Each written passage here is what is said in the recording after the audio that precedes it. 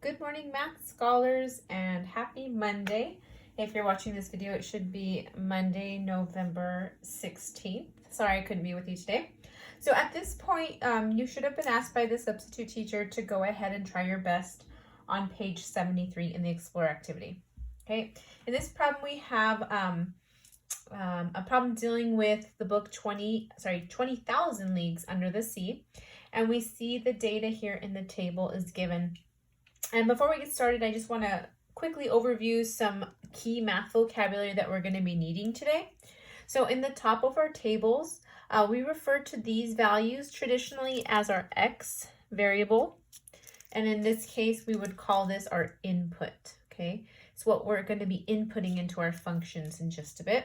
We also call this our independent variable as we head over into algebra. Okay, and the bottom data in our second row, we usually label as our y variable.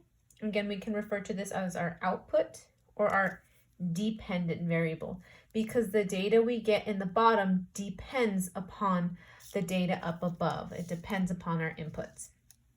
Okay, so they do tell you that for every 1 league,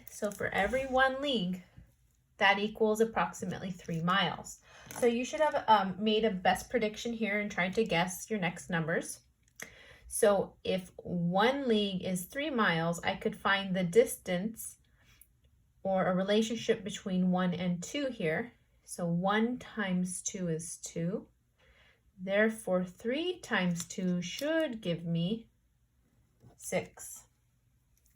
Again, I could take a look at the relationship here between 1 and 6. I could multiply by 6 and multiply 3 by 6 to get me my output. Another way you could have seen this is 2 times 3 is 6. Therefore, 3 times 6 will also get me the number I want. So I'm going to go ahead and just see it as a relationship of multiplying by 6, multiplying by 6. So my output here should be 18. And then again, we're kind of working backwards. So I see that my output is 36. So if I wanted to, I could see that 3 times 12 is 36. Therefore, 1 times 12 will get me my input here. Again, this part probably took a little bit of guessing and checking on. Again, I could have seen the relationship as 6 times 6 is 36.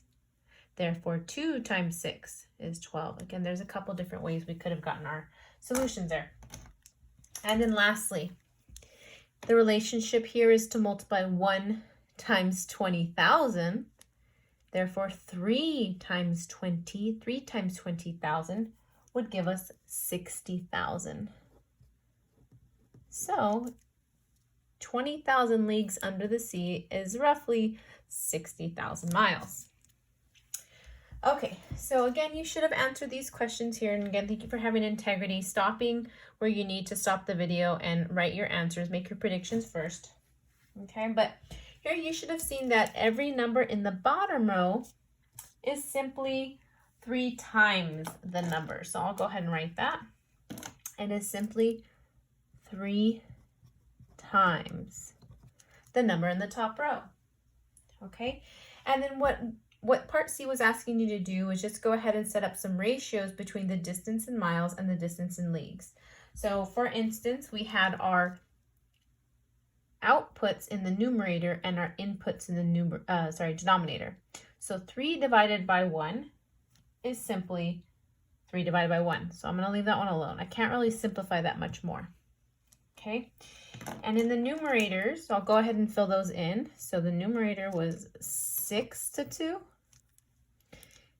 18 to 6, again 36 to 12 was done for us, and 60,000. So we're just filling in those values.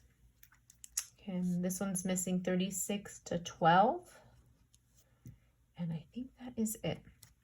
Okay, now what happens when you simplify each of those ratios? 6 divided by 2 is the same thing as 3 over 1. 18 divided by 6, again, is 3 divided by 1. And 36 divided by 12 can still be simplified to 3 divided by 1, or 3 over 1. And you guessed it, 3 divided by 1. Okay, so they are all equal to the same ratio, which is 3/1. Okay, and then of course in those bottom reflection questions, if you know the distance between the 2 points in leagues, how can you find the distance in miles? Well, we can see here that you are simply multiplying the distance by 3. And again, the opposite is true for the bottom. Well, what if you knew the distance between the points in miles? How can you find the distance in leagues? You would just divide the distance by 3. And that's how we were able, maybe a little shortcut that you might have done it on your own. Okay, so we'll go ahead and proceed. I'm going to move a little quicker here as I turn the page to page 74. Okay, and I already have some little notes. Again, you can pause the video at any point if you want to jot down. I really like working in color. I think it's beneficial in the long run to help you organize your thoughts. Okay, so I'm going to put my 7th grade math hat on. So recall from 7th grade when you guys talked about proportional relationships. These are always going to be relationships between 2 quantities in which the ratio of one quantity to the other quantity is constant, or that's just a fancy way of saying the same. I'm going to do some quick annotation here. They're the same. Okay, and our proportional relationship, we can represent with this equation y equals kx. So anything I do in green throughout this unit, I'm representing the constant of proportionality. Okay, and this constant of proportionality is always defined by this equation y over x, which is essentially what you just did in that exploration activity.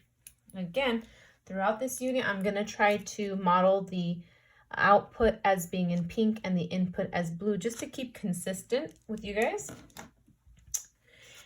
And in this first example, okay, after the exploration, very similar. We have someone, Megan, who earns $12 per hour. So I can already see a unit rate here. Show the relationship between the amount she earned and the number of hours she worked. We want to show that that's a proportional relationship. And then our goal in 8th grade is to write an equation that models that relationship. Okay, and of course the data was nice. It was done for us. We can see that for 1 hour, she's earned $12, 2 hours is 24, 4 to 48, and 8 to 96. Now, if we wanted to find that constant of proportionality, we would take all of our outputs, all of our y values, and divide them by x. I know it's super tempting to flip them around because that's how the table looks, but we're taking all those outputs in the numerator and dividing them by the denominator. And again, you guessed it, they all simplify to a constant rate. Again, we call that the constant of proportionality. When this happens, we can conclude that this is a proportional relationship. Okay, so we do know that this is proportional. Now, what's the equation that we could use to represent this? Well, it's the constant of proportionality substituted in. So y equals kx. Again, constant of proportionality, we know that that is 12, or 12 over 1. So why do we do this? Why am I torturing you with these equations? Well, mathematicians, we're a little different, as you may have known. We like to think differently. So there's this language of English. We like to speak very precisely and with few numbers, letters, symbols, words. Okay, so this is saying all of this, but in something that's more mathematical. Okay, so for every hour Megan works, she's going to earn $12. That's all it's saying.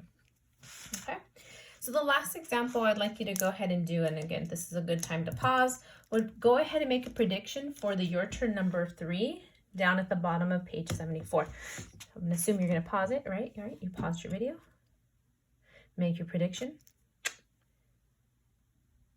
And we're back. Okay, so hopefully you actually hit pause on that, have some integrity there. We see here 15 bicycles are produced each hour. Again, 15 per hour each hour. That already screams a unit rate. That screams the constant of proportionality to me. Okay, so the equation that would work here is y equals 15x, 15 per hour. Okay, and this equation could be used to determine how many bicycles are produced within a day, within a month, within a year. Okay, that's essentially all that we're doing here in 8th grade. Okay, and our last little section, just to kind of finish up our notes for today, I'm going to be on page 76. The last little part here in the guided practice. Making sure my paper doesn't fall off the ledge here. Again, I went ahead and I like to label mine. I like to be consistent here. In my table, I'm labeling my input and my output, my X and my Y variables, just to kind of get a head start. So if you need to pause and do the same, please do. And then this would be a good opportunity to pause the video once more and to try numbers 1, 2, 3, and 4 on your own. And when you're ready to press play, I'd like you to challenge yourself. Did you get the correct answers? Again, this is a good place to pause and have some integrity. All right, and I'm assuming you hit play. Okay, so in the first part, we're just quizzing you on your vocabulary. A proportional relationship is a relationship between two quantities in which the ratio of one quantity to the other, is it equal or not equal? Is it constant or not constant? Okay, based on what we've been seeing over and over and over again, those ratios have to be the same. Me small, same. Okay, same ratios. Okay, and then of course here, when we are writing an equation for a proportional relationship in this form, y equals kx, okay, the k here represents something called the constant of proportionality. Constant of proportion ity. I'm going green over green here. Again, this is why mathematicians use such precise equations, because when we don't, look what happens. Look at these vocabulary words. Look how big they are. Okay, and then of course here we have some data in the table that's been filled in for us rather. You guys are really good at patterns. So again, please don't wait for me to give you the answers. Pause the video and see if you can make those guesses yourself before I do them. Again, if it's 1 to 7, 1 times 2 is 2. Therefore, 7 times 2 would give us our output. The relationship here I see it has doubled. Therefore, I should be able to double my output. All right, let's see. 7 times 8 is 56. Therefore, 1 times 8 would give me my input. Again, 1 times 10. Therefore, 7 times 10 should give me my output. Again, feel free to slow that down. Watch it again if you need to. Okay, and in the context of this problem, because I've already labeled it, I'm keeping consistent in labeling it, I know that the x or input, my dependent variable, is time in weeks. Okay, and my y variable, oops, wrong color, is going to be time, however, more precisely in days. Okay, now if I were to sit here and really calculate each one of those ratios, I would have 7 over 1. I would have 14 over 2. Again, the relationship is y over x.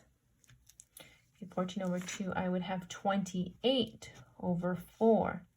Running out of space, I have 56 divided by 8 and 70 divided by 10. So if you wanted to find out the constant of proportionality, if you simplified those ratios there, you will see that they all equal 7, or 7 over 1 in this case. Okay, so there's my constant of proportionality. Okay, the equation therefore would be y equals 7x. Oops, sorry, I bumped the camera. Y equals 7x. Again, this function here can be used to determine any amount of number of weeks and days in this particular problem. Okay, and then lastly, number 4 would still be part of our objective today, going ahead and filling in those blanks. Again, This one might be a little bit more challenging. Okay, but when I see these broken down, 4 divided by 2 is 2. What number divided by 5 would give me 2? And the only value here that I see that would work would be 10. Again, 24 divided by what number would give me a quotient of 17? Sorry, 2. Oops, I just told you the answer. Okay, that would have to be 17. This is a little trickier. Okay, and what number, if I divided it by 2, would give me 120? That would have to be 240. Okay, again, I kind of already found out that constant of proportionality right off the first one because I took the y value, 4, and divided it by 2, which got me 2. 10 divided by 5 is 2. 34 divided by 17 is 2. 240 divided by 120, they're all equal to 2. Okay, so thank you. I know I was talking a little quickly this time, but again, you can pause, rewind, forward, all you need to. And from this point, I would like you to go ahead and do a little mini practice on edge elastic, which is very similar to what we just experienced right now. Just a little bit of vocabulary, and can you fill in missing values of tables? And can you use those tables to write a proportional equation? All right, you guys have a good rest of your Monday. Take care, and I will see you in 2 days. Bye-bye.